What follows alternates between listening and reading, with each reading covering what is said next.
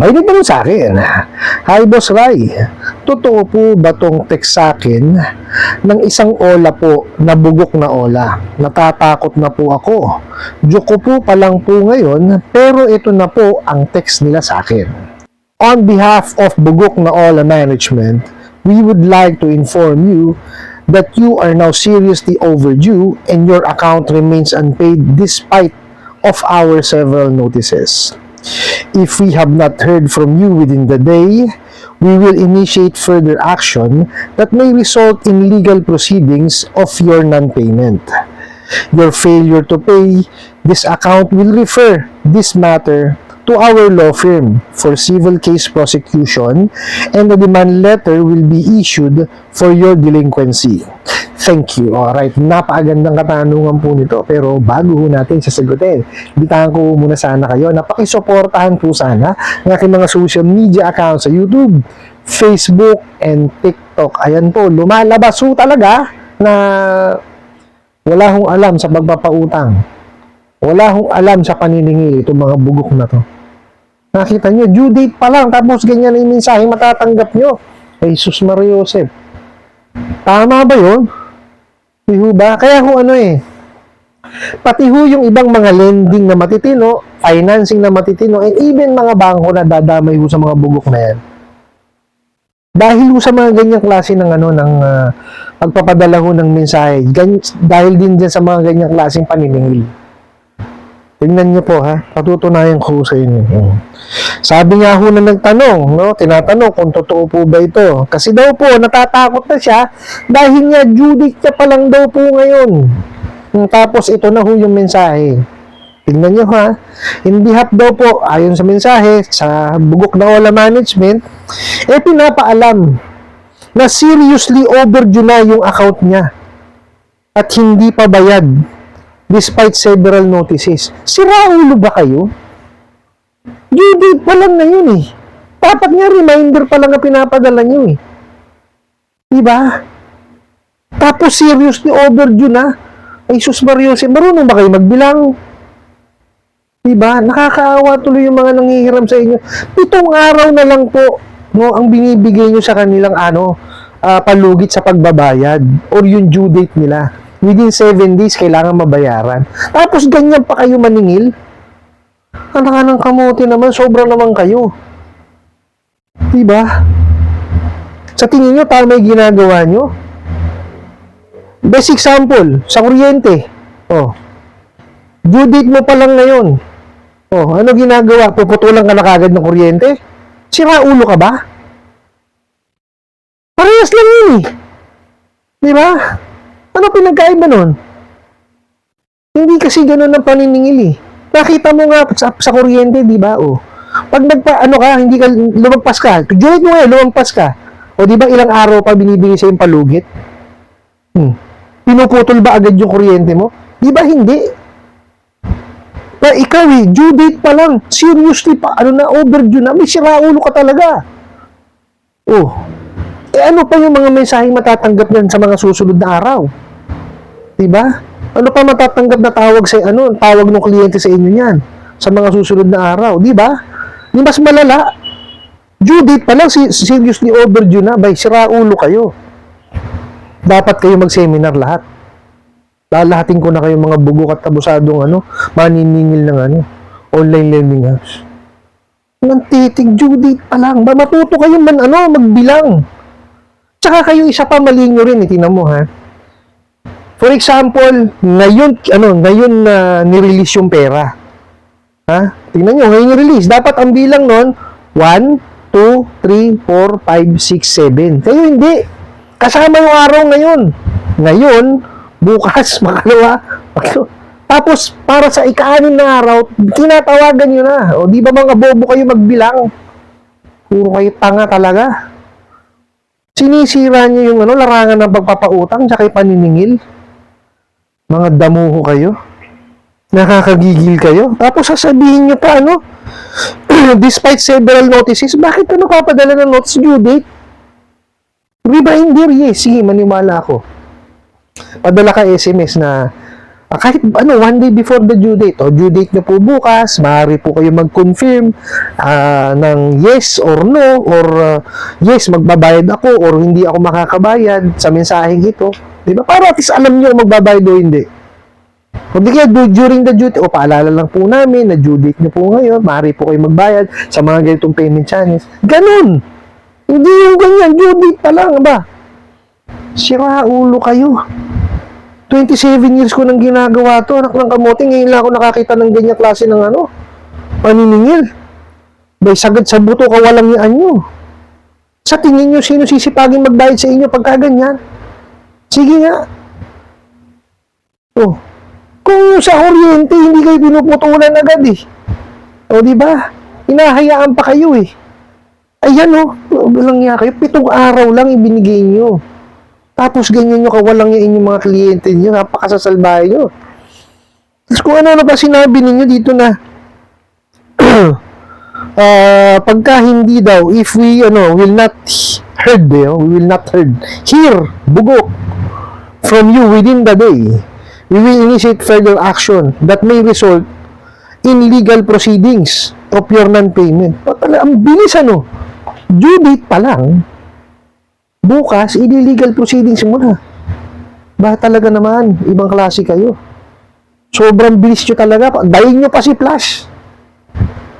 Hindi ba po pwedeng singilin nyo muna ng kung ano yung dapat na sa proseso nyo? Bagay, wala kayong proseso talaga. Talagang naniniwala na kung talagang wala kayo talagang alam sa paniningil. Wala kayong proseso. Wala kayong collection process. Diba? Verification or credit process nga wala kayo eh. Collection pa, di ba?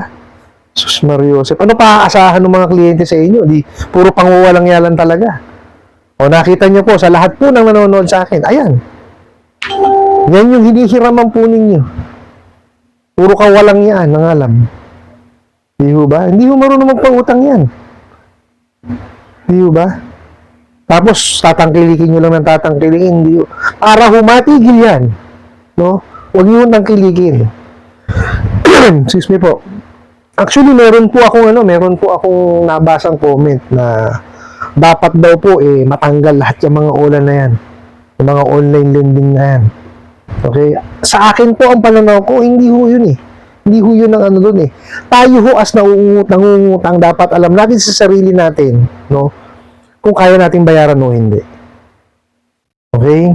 Kasi alam natin na bugok na eh. May mga,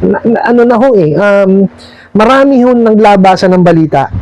Nasa social media, nasa mainstream media na po yan. Alam na ho ng lahat ng tao halos ang kawalang yan yung mga bugok na yan. Kaya huwag niyo silang tangkilikin. Tsaka ho, ito yan eh. Pagka ho kayo mangungutang, laging ho munang aalamin yung ihiraman nyo. Kasi ba, abuso ho kayo eh. Diba? Kayo rin lang ho ang mahihirapan. Tsaka huwag ho natin kunin lagi sa madalian.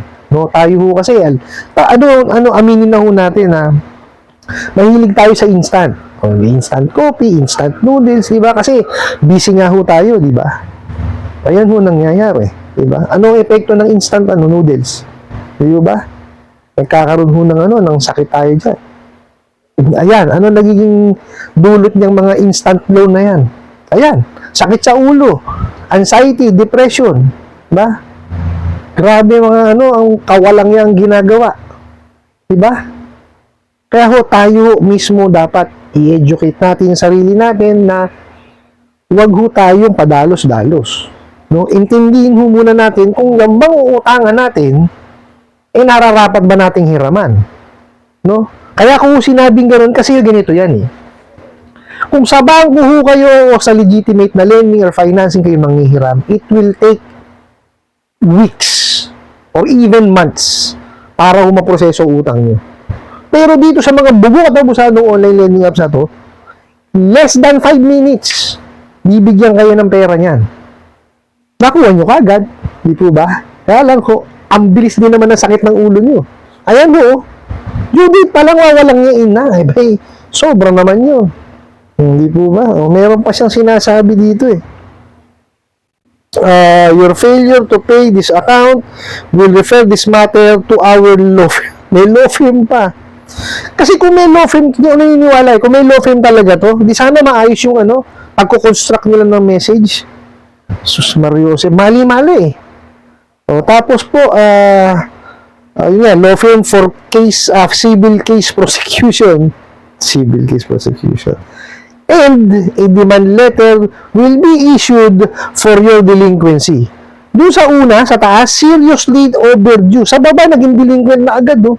Nakita nyo? So, ano alam sa paniningil, no? Overdue pa lang, seriously overdue nga nakalagay. Tapos sa baba, delinquency na. Kabilis sa mga magbago ng status nun. Nagbasa ka lang ng mensahe na bago yung status. Basta ulo talaga. Di ba? Hindi ko maintindihan kung paano ginagawa ng mga to. Tapos ang demand letter, una muna yung yung prosecution, yung prosecution bago yung demand letter. Ay, naku po, talagang katawa-tawa kayo. Napo, doon sa nagpadala po nitong katanungan na to, huwag niyo katakutan niya, pagtawanan niyo pa. Puro katarantaduhan eh. Di ho ba? Wala ho kayong ibang makikitang mga lending, financing, o even banks na pe-pressurein kayo ng ganyan kagad, due date nyo pa lang, abay. Talagang walang magbabayad pagka ganyan. Di ho ba? Iniipit nyo agad eh. Manong alam niyo kung ano naging dahilan, ba't di pa nakakabayad? Tsaka, due date pa lang, mag-react kayo sa susunod na araw pag nag-pass due. Pero dapat yung reaction nyo is, pa rin, constructive pa rin, maayos nyo pa rin kakausapin yung kliyente nyo, aalamin nyo yung dahilan, hindi yung, anak ng kamote kayo.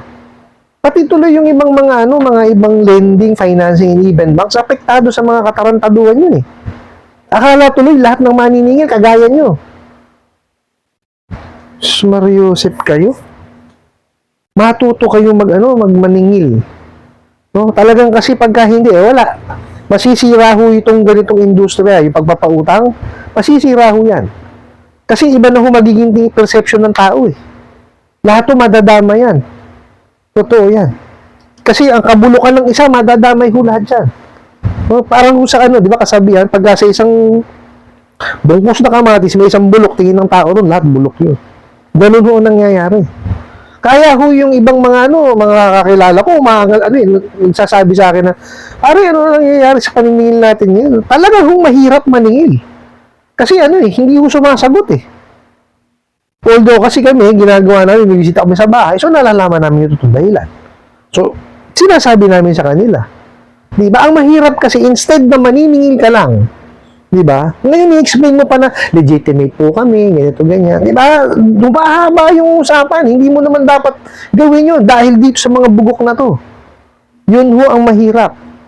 Di ba? Hindi na namin dapat ini-explain yan eh. Dapat yan, nagkakaroon na lang kami ng usapan eh. Di po ba? Hindi na namin kailangan i-prove dun sa kliyente na hindi kami nanghaharas, di ba? Kasi talagang, pag gumato ka sa pinto, dati talaga, kamustahan, ganyan, di ba? Ngayon, hindi. Kung magbukas ng awang, gagano na lang, sino yan? Takot na takot yung kliyente. Grabe ginagawa nyo sa mga kliyente nyo. Di ba? Tigilan nyo na yan. Kaysa, baka mamaya sa inyo bumalik yan. Mahirap na. No, ulitin ko, doon sa nagpadala ng katanungan na yan, excuse me po, huwag niyo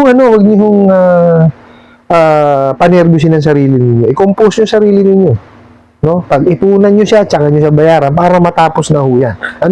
I hope nasagot ko po itong katanungan na to at sana po yung makatulong. Maraming salamat po sa inyong walang sawang pagsuporta at panonood sa aking mga videos. Maraming salamat po sa inyong pag-like, pag-share, pag-comment at pagtatanong. And kunin ko na rin po itong opportunity na to na imbitahan po sana kayo na pakisuportahan po sana ng aking mga social media account sa YouTube, Facebook, and TikTok. Hanggang sa muli po, yun lang.